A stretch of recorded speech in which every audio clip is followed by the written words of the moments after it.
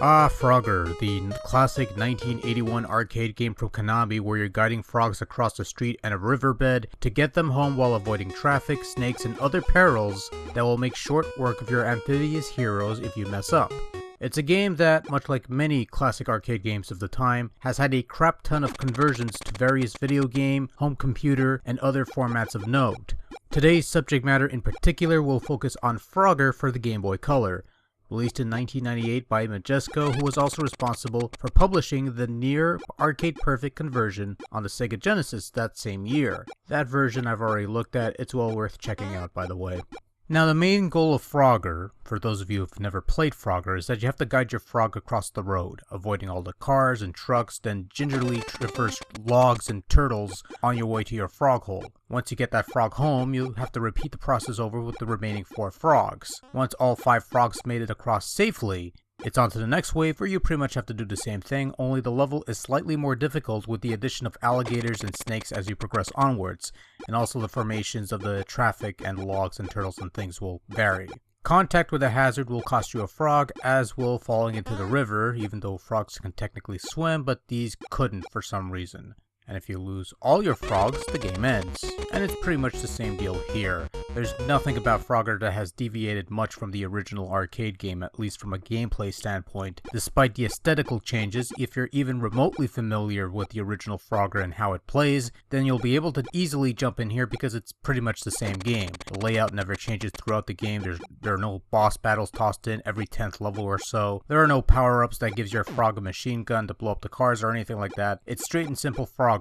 And it plays well enough, controls simply enough, nothing to really complain about here. Visually speaking, look, Frogger looks kind of lame. In an attempt to modernize a game that saw its origins in 1981, Morningstar Multimedia saw fit to replace the clean, timeless, old-school graphics of the arcade original with something a tad more realistic and in keeping with somewhere above NES standards of graphical quality, and the end result is lame. The cars look alright, and the gators are fairly decent looking, but the frog just looks like crap. Almost literally as if I'm controlling a green turd with legs.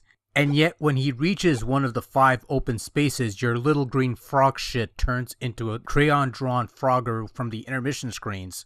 You know, the one with the blank, expressionless face that just tells you that he lost the will to live.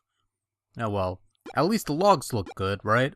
But in all seriousness, Frogger really just looks really bland, unappealing, and just plain dull. Maybe it just should have kept the old arcade graphics like they did the Genesis port.